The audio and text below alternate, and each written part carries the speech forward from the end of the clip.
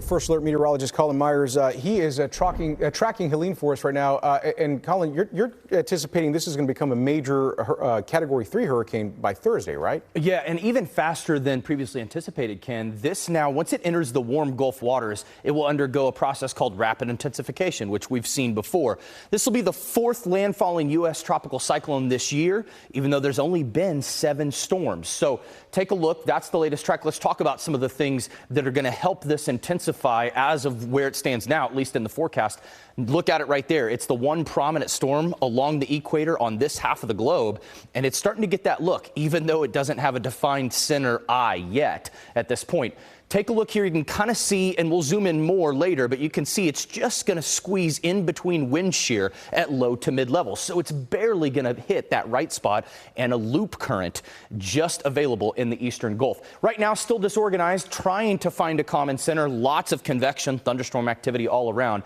But again, that latest track from the Hurricane Center, as we talked about, along with wind speeds overlaid on here, major hurricane up to a Category 3 making landfall sometime late Thursday in the Florida Panhandle. Let's talk about what that means for us and also our weather here. First, though, another cold front.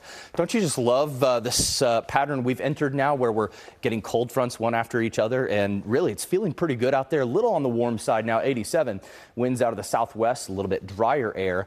And our friend there, the WASP, look at that. Pretty good view right there. All right, something we haven't seen in a while, low and severe risk, level 1 down to the I-20 corridor and points north. Just for marginal hail and or wind in the strongest of storms. I don't anticipate a lot, but 1 or 2 storms could be on the heavy side. Wouldn't be surprised to see a severe thunderstorm warning or 2 this morning, or tomorrow morning rather. Let's take a look at high-res Futurecast.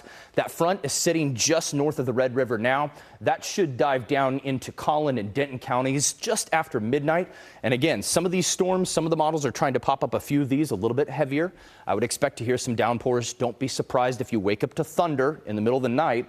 And then that should dive south of the I-20 corridor just before rush hour. The timing could change just a little bit as we get closer, but just keep in mind we'll probably have storms overnight, similar to what we saw when you started your Monday morning. Now let's talk longer term with Helene. So it will make landfall, move up towards parts of Tennessee, Alabama, Mississippi, and Kentucky. And that upper level low, they're going to, again, rotate around each other. It will be absorbed into that big upper level low over us.